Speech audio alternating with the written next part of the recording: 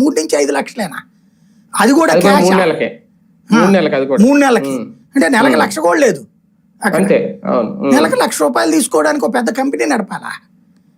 Wine shop వాడిని అడిగితే ఎత్తాడు కదా డబ్బులు. 10 వైన్ షాపులు పెట్టుకోవచ్చు ఆ లెక్క. అది ఒక విచిత్రమైనటువంటి ఆరోపణ. 3-5 లక్షల దగ్గర కేసు చచ్చిపోయింది అక్కడ. కేసు కామెడీ అయిపోయింది అక్కడ. వీక్ అయిపోయింది.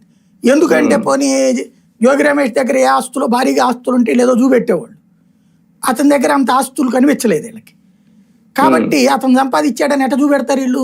ఇప్పుడు అతని ఆస్తులని అటాచ్మెంట్ ఏదో వాళ్ళ సొంత స్థలాన్ని చూపెట్టారు అంతే తప్పించి ఇదేం లేదు ఇక్కడ. ఆ మొత్తం ఆస్తులు చూసినా వీళ్ళు చెప్పేదానికి వ్యాలిడ్ కాదు. అందుకని నెలకు 3-5 లక్షలే లెక్క కట్టారు అనమాట.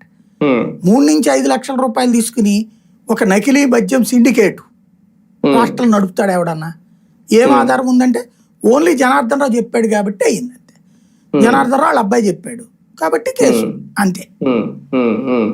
డబ్బులు ఎక్కడ ఇచ్చారయ్యా? ఇదే క్యాష్ ఏదైనా అకౌంట్ ట్రాన్స్ఫర్ అయిందా? లేదు. ఫోన్ డైరెక్ట్గా వీళ్ళిద్దరు మాట్లాడుకుంది ఒక్కసారి. ఎవడైనా నకిలీ మద్యం చేసుకునేవాడు ఒకసారి మాట్లాడుకుని రోజులు చేస్తుంటాడా? వీళ్ళిద్దరు కలుసుకుంది ఎప్పుడన్నా ఉందంటే ఒకసారి కలుసుకున్నారట. ఇది వీళ్ళు చెప్పేది. టీడీపీకి సంబంధించిన వ్యక్తి అనే కాన్సెప్ట్ కూడా పక్కన పెట్టేశారు. అదే కదా, కంప్లీట్ గా అతను వైసీపీ వాడే అన్నట్టు భ్రమ కల్పించే ప్రయత్నం చేస్తారు. ఓ రకంగా చెప్పాలంటే జనార్దన్ రావుని కాపాడేశారు. ఆ జయచంద్రారెడ్డి ఎవరు ఉన్నాడు టీడీపీ తరఫున కంటెస్ట్ చేసిన అభ్యర్థి, అతన్ని శాంతం అవాయిడ్ చేసేసారు ఇందులోంచి. కంటెస్ట్ చేసిన